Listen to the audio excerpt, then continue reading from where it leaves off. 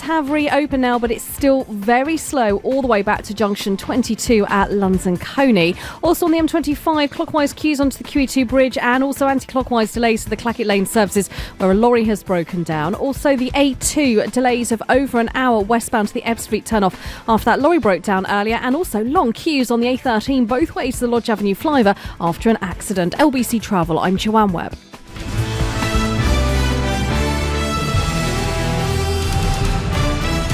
This is LBC from Global, leading Britain's conversation with Nick Ferrari at breakfast. Ring Rees-Mogg. Put your calls to Jacob Rees-Mogg now. 0345 6060 973. This is LBC.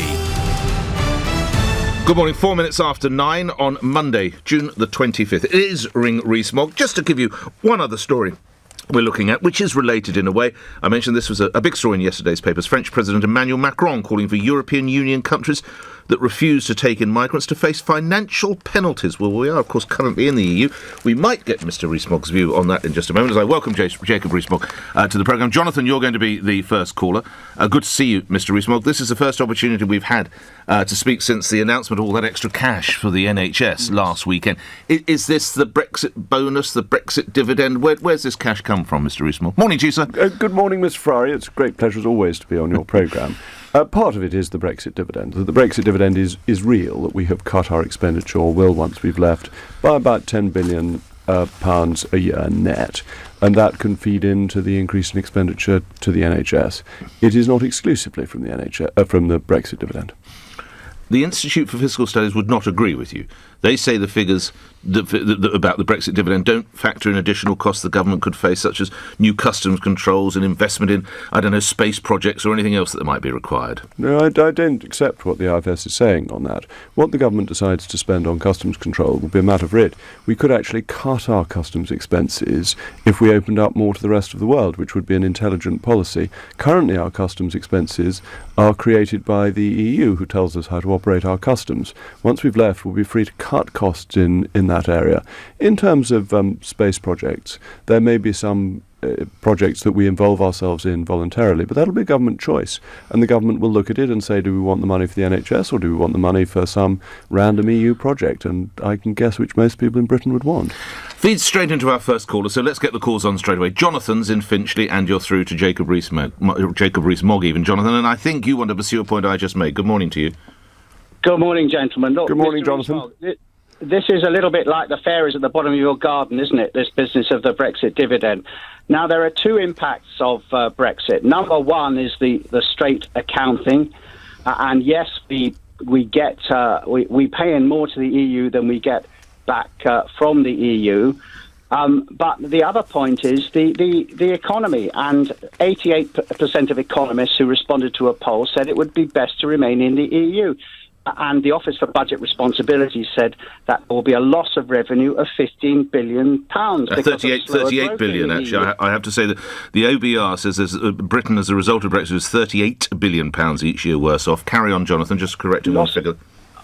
Loss of revenue of £15 billion, that's the figure I've got. That's significantly higher than the UK's net EU contribution. So, look, Mr. Rees-Mogg, this is a figment of the imagination of the Brexiteers, isn't it? Talk of a Brexit dividend is every bit as misleading as the £350 million that was on the side of the bus. Well, Jonathan, your first point was that under straight accounting, the saving is there. So is that your point? And you then went on to other points, but you accept that under straight accounting, there is a £10 billion saving.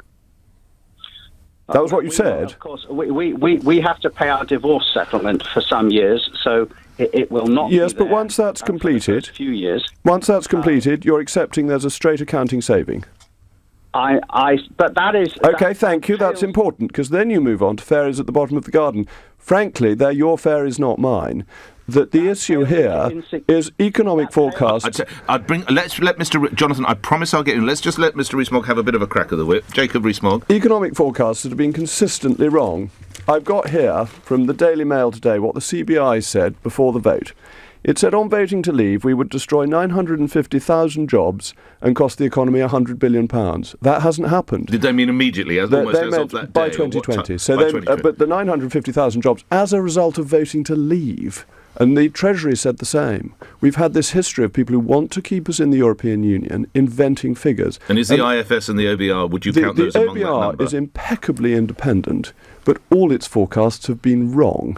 IFS? The IFS is, I think, now a relatively politically involved operation, and it receives a lot of money from the government and the EU, and therefore I think is not as independent as it used to be. But you're not concerned about the OBR, saying £38 billion a year worse off. And Jonathan, I will come back to you in a moment, I promise you, Mr. I accept the OBR's independence.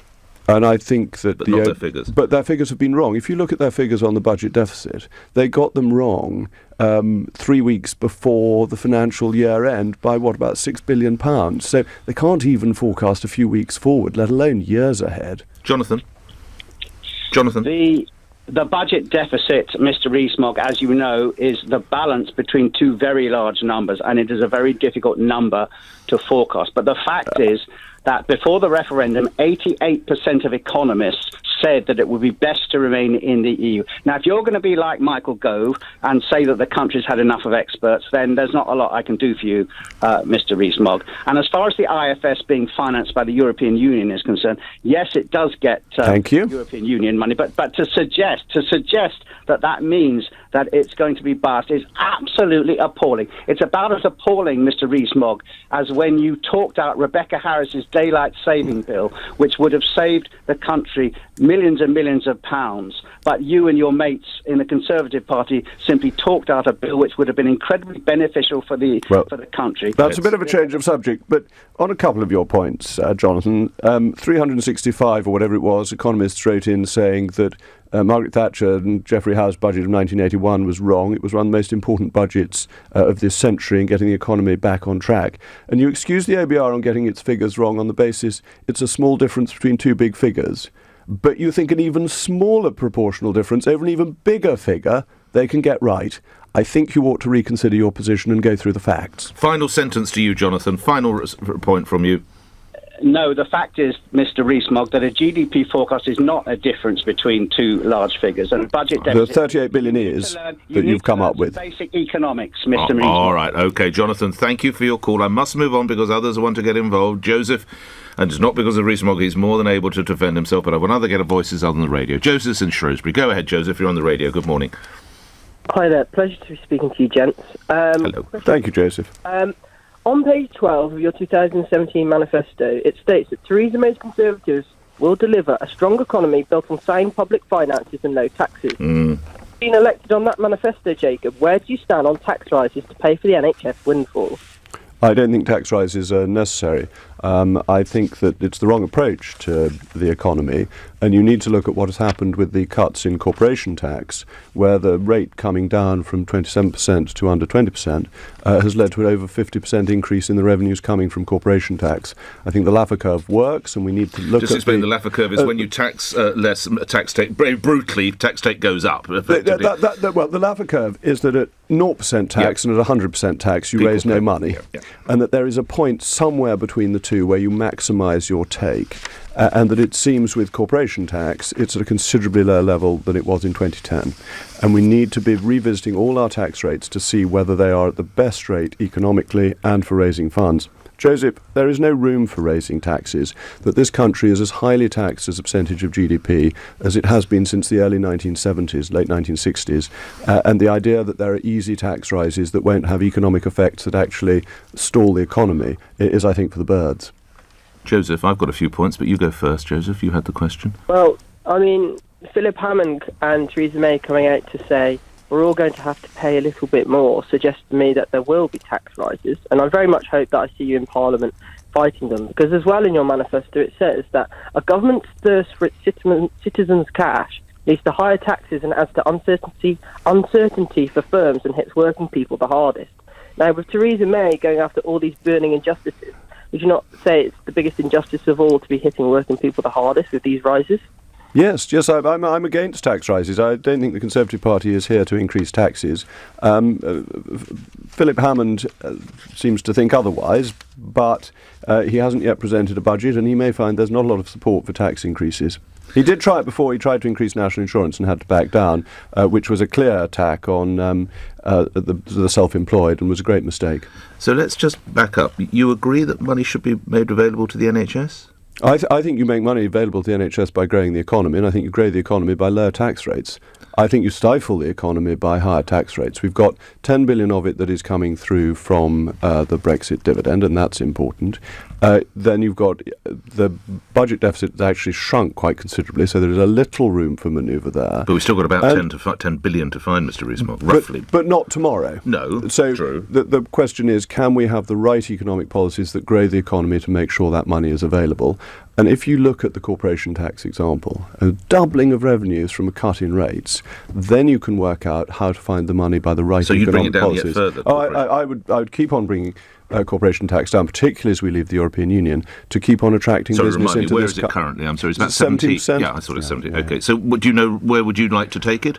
Well, I think 15% would be a good target, but you have to see where do you maximise the revenue with the least damaging economic effect and bringing the most business into this country. But my listeners through their PAYE, you wouldn't go near them. Oh, no, I think you want to be looking at other rates. I think the structure of taxation is too high. I think you want to look at VAT. It's really interesting that as people reach the £80,000 threshold, but when they have to register for VAT... Yes, this is if you're running your own company or you're running a corner shop. Once you take 80 grand, you register everything's VAT. 20% more expensive, so you lose your customers. So people deliberately avoid going above the £80,000. It's a real barrier to growth, a ceiling to growth. You want to look at that to see if the slab system, which has been removed in other areas, is the right one. You want to look at the very high rates of stamp duty that are hitting the London property market. Which is stagnated, of course. Of course it's stagnated. And the rates are simply too high. And that has a long-term economic effect on activity within the metropolis. I mean, you're radically at odds with how I understand Mrs May and Philip Hammond are viewing how the money's going to come from, aren't you, Mr Rees-Mogg?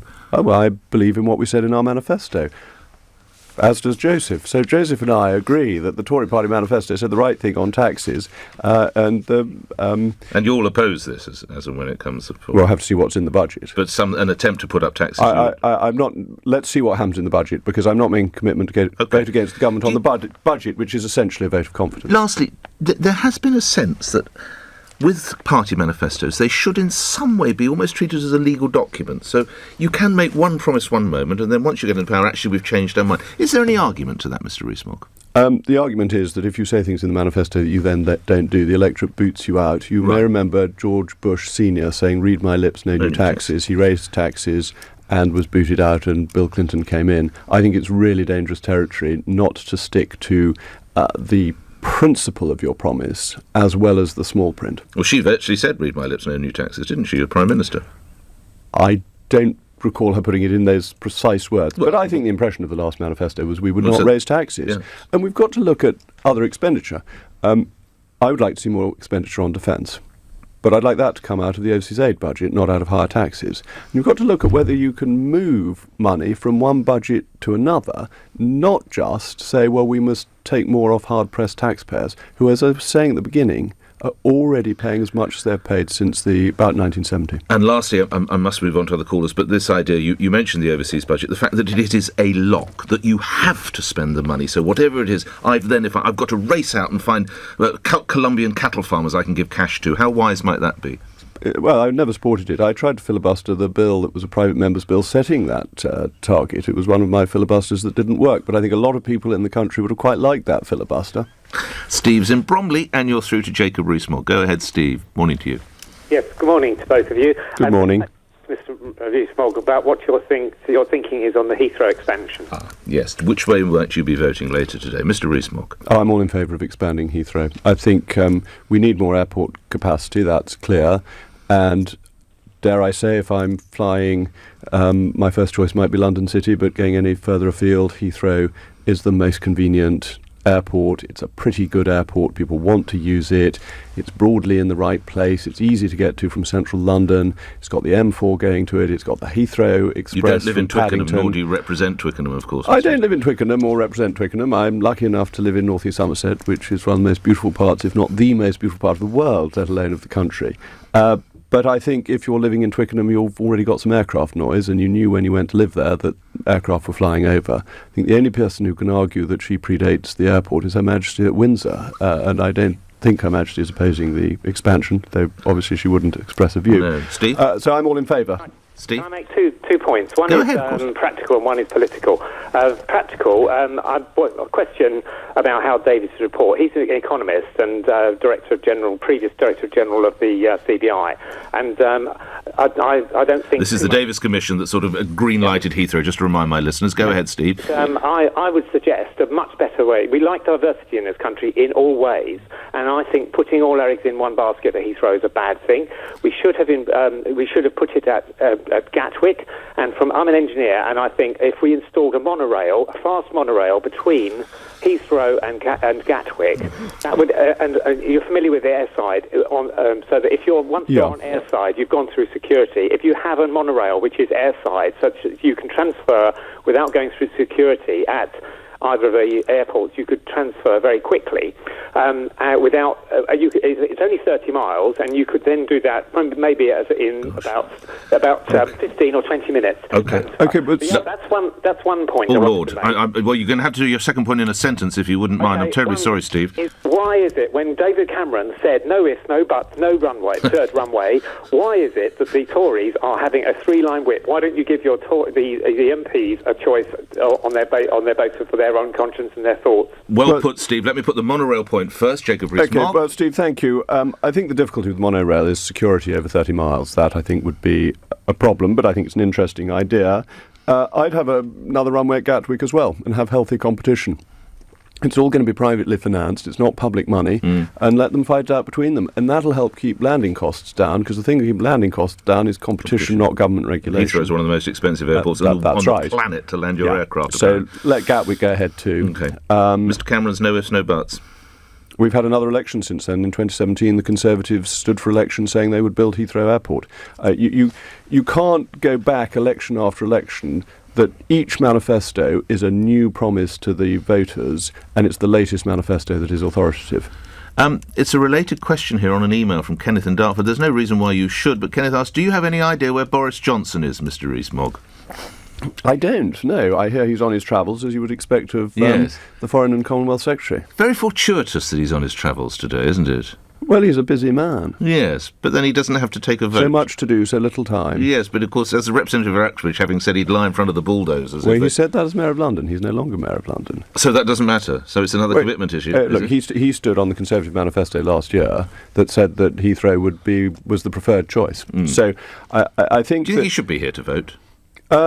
Come on. No, I think it's very sensible, actually, that there is always balance in this. Ms Ferrari, you said to me, I don't live, quite rightly, in Twickenham. I completely understand that if you are the Member of Parliament for Twickenham or for Richmond, you think that your constituents' interests override the national interest. I think there's a very strong national interest in expanding airport capacity, and that means Heathrow. But that sometimes a constituency issue is so great that you feel that you don't want to go along with the national interest. I think abstaining in such circumstances is part of that balance. I don't think it's unreasonable, and I think Mr Johnson being away is part of that reasonableness. Let's take another call. Steve, thank you for yours. Lee in Leyland, you're on the radio, Lee. Good morning. Yeah, good morning. Good morning, Lee. Good morning, Jacob. And Nick. My question is, do you think that marijuana should be legalised for medicinal purposes?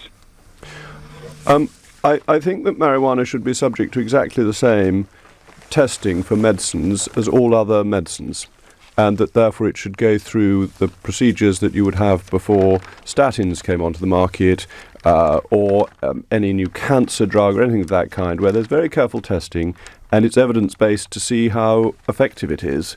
And I don't see why that route shouldn't apply, because heroin is used regularly for medicinal purposes because it has a clear medicinal benefit. And if it can be shown in the normal way that cannabis has a benefit in medicine, then that's perfectly legitimate. A response from you, Lee? Well, if I'm honest, I do completely agree. I have a close connection to this. Basically, it's my father. He's been using it recently. Is this cannabis oil, Lee, that your father has been using? Cannabis oil, which is the concentrated form. There is another form, which is the illegal form, but there is evidence. Yes. That shows that it is beneficial for many reasons. Well, we know that the Home Secretary is looking, I think, called for a review. Where are you on cannabis oil? Again, would you be, once it's tested, you'd be comfortable with that, Mr. Rees-Mogg? It's got to be a proper testing process. We have great confidence in our drug testing process that it ensures that the drugs that are cleared for use are safe and actually do what they're supposed to do. I think it gets quite difficult when you say we should approve this on anecdotal evidence. Otherwise, what other drugs might we be approving where the evidence isn't sufficient? So I think with cannabis oil, it should be properly tested, clinical trials, and then we should form a view as to whether it is effective. Thanks for that, Lee. Mark, come to your call in a moment. Just coming back to the conversation we had about defence, you're probably aware that Defence Secretary Gavin Williamson, according to one newspaper yesterday, has threatened a possible cabinet split. He's warned the Prime Minister he wants that extra £20 billion of Ministry of Defence spending that you mentioned briefly a moment or two ago, when even saying, reportedly, I made her and I can break her. Where do you stand on this Conservative row? Well, it sounds a very unlikely thing for the Defence Secretary to have said. I'm surprised by that comment. Spending ministries, when there is a spending review going on, always argue their corner to say they need more money.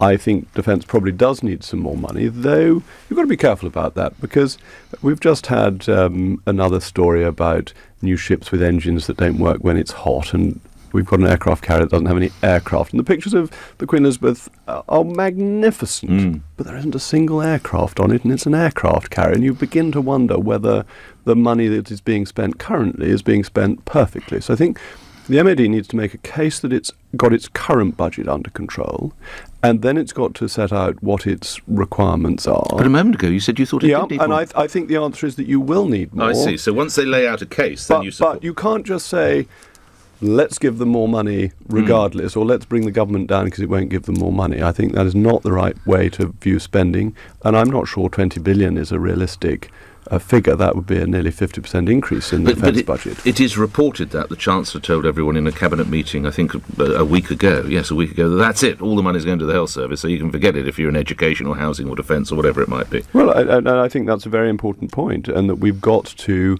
look at where we are spending money and whether money is being spent correctly on the right priorities, because a lot of increases in spending in one area require decreases in expenditure in others. It's the squeezing of a balloon rather than thinking that there is a magic money tree. All right. Just before I come to the next call, Peter, I'll get your call in just a moment. Was your Conservative colleague, Sir Christopher Chope, right to say object when he did last week over upskirting? I think it has all been very unfortunate and has shown the failures of the private members' bill system, but this should clearly have been a government bill, and new criminal laws ought to have time made available in the chamber of the House of Commons to be debated. I think that's a basic principle of our lawmaking. So he was right to say? Well, I think the government was wrong not to have brought it forward as a government bill. I don't think the government should have allowed this situation to arise. Had I been in that position, I would not have shouted object, because I think that the bill is one that we need, but it wasn't a good parliamentary process to allow it. You appreciate that's lost on a lot of my listeners. Of course I do. They just want girls women, doesn't need to be girls, they just want women not to have photographs taken up their skirts. Yeah, of course, and everybody thinks that should happen. Yeah. But he looks a bit of a dinosaur, your Tory colleague. I understand that, but our parliamentary procedures protect us. But bear in mind, the Blair government introduced a new criminal offence something like once every 3 days. And introducing new criminal laws means people go to prison. And if there is something that is going to cause you to go to prison, it ought to be debated in Parliament. You're arguing for it again, though, Mr. Rees-Mogg. I'm arguing that the government should have brought through a bill. The government often uses private members' bills to slip through bills that it likes, but doesn't want to use its own time for, or too much scrutiny of. And I don't think that's a proper parliamentary process. And actually, parliamentary processes protect us in the end to ensure that we don't have laws passed when nobody's paying any attention. So you wouldn't have done it, but you know why Sir Christopher did what he did. I understand why he did it. And I think it's the government's fault, not ultimately Sir Christopher's. Peter in Cambridge, you're through to Jacob Rees-Mogg. Go ahead. Oh, you're right. Do you need some water? Have you got water? You're right. Okay. Peter, go ahead with your question. Good morning. Good morning. Good morning. Good morning. Mr. Rees-Mogg, you're the great Brexiteer, I understand. Personally, I think that you are probably the biggest hypocrite Thank you. I've ever known. I'm very grateful. That's quite an accolade, considering all the many hypocrites there are in the world. What's the charge sheet, Peter? Well, the charge sheet is quite simple. Can Mr. Rees-Mogg explain why his own company has relocated and is relocating to Dublin, which in my view will be part of the EU, whether England, Scotland, Wales, Ireland are part of Brexit or not? We haven't relocated to Dublin. What are you doing in Dublin then with your new office? We don't have a new office in Dublin. Is this about Somerset Capital Management? This is Somerset Capital Management. It doesn't have a new office in Dublin. It has a fund in Dublin. We have funds all over the world because we have funds in America, we have funds in Australia, we have funds in Singapore. We have funds globally to meet the requirements of our investors. And lots of investors like to have a structure that is in an independent jurisdiction. And that's why we've set up a Dublin-based fund. But I set up a Dublin fund in 1993, long before the UK thought of leaving the European Union. But has this been a fresh one you've set up? This is a fresh one, but it's been... Within the last, few months? But it's been in the pipeline since before we had the vote on leaving the European Union. That's how long ago it was planned? Yes, and that's the right. HQ... I'm sorry, I don't know, where is your HQ? Is it London? It's London. Yeah. We've got a London office and a Singapore office. We won't have a Dublin office, but we have funds in all sorts of jurisdictions to meet the needs of our clients. Nothing to do with Brexit, and I'm afraid this chap doesn't know what he's talking about. Peter, quick, I must allow him a response, though. Peter, quick response? Well, I know differently, actually, because we know full well that he's actually setting up an office in Dublin. We know full well that that's to cater for the EU side of things, and I'm not going to change my view. I think you're an absolute hypocrite. All right, but Peter, let me just say this to you. It's very interesting to hear you on the radio. And you come on and you bandy around charges against politicians. You then listen to the answer and you say you know something that simply isn't true. So can you find some evidence for us setting up an office in Dublin?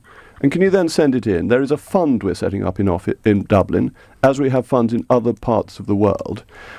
If you're going to make aggressive charges, don't you think it's not a bad idea to try and get your facts right first? All right, Peter. Remember, Mr. Rees-Mogg is back in 2 weeks, and I'm sure, were you able to get any evidence, he'd be willing to discuss it with you. Final call, Mark in Palmer's Green. Mark, you're on the radio. Good morning. Oh, good morning, Nick, and Bonamane, Jacob. Morning. Pleasure to speak to you. Thank you. You might have noticed there was a big Remainers march going on yesterday in London. Can you see any circumstances where they will get their way and have another referendum? For example, if it falls, God forbid, falls into the hands of Parliament, Brexit falls into the hands of Parliament, do you think there's a possibility of another referendum? Again, the march was on Saturday, I think, Mark, as I allowed Jacob Rees-Mogg to come back into it. Thank you, Mark. And I think it's a very important question, but I think a vote of 17.4 million people is more important than a march of about 100,000. But bear in mind, this is not that big a march. 2 million people marched in relation to the Iraq War, which was a much more important and bad number, though, Mr. Of course not a bad number. It shows a feeling abroad, but is it perhaps a sense? No. Well, abroad, you'd have hoped the feeling was in the UK. But feeling, you know what I mean? I think you can use that word in that context. I think, Mark, that we've had the vote, and that democracy requires that vote is implemented. And we've actually had 3 votes, because we had the general election in 2015 that said we would have a referendum, and then the 2017 general election when both the Labour Party and the Conservative Party said they were committed to implementing the referendum result.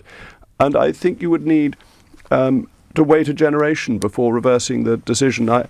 We're not like Denmark or Ireland. We don't vote until we give the EU the right answer, the answer that it wants. And so I think 100,000 is not enough. Lastly, how many more of these last-minute deals do you imagine the Prime Minister is going to have to do, as she did, I think, 2 last week to try and avert a rather embarrassing defeat? Oh, last week was crucially important because the legislative base for leaving is now through, and all the other bills that will come through are subsidiary. Hugely strengthens her position in negotiations with the EU, because now, if nothing else happens, we leave without a deal. And this helps us to get a good deal, because we can say to the EU, look, if you don't give us a good deal, which we can get through Parliament, we leave without a deal and you don't get your money. So the Prime Minister's hand is hugely strengthened from the vote last week. And she had to ladle out all the fudge she did last week, did she? Fudge is a delicious chocolate, sweet to eat and enjoy, in spite of all these obesity campaigners who are going to try and stop us eating it. So the more fudge, the better. But the bill is through, and the unfudged fact is that on 29th of March next year we will leave under UK and EU law, and that's very important and strengthens our hand considerably. Jacob Rees-Mogg appearing here on Ring Rees-Mogg on LBC. Mr. Rees-Mogg, thank you for your time. Very much. Where news is next. Conservative MP Jacob Rees-Mogg has told LBC it's not unreasonable that the Foreign Secretary will miss today's vote on Heathrow Expansion. Boris Johnson, who's currently abroad, is a long-standing critic of a third runway. A man has died and 2 others have been taken to hospital with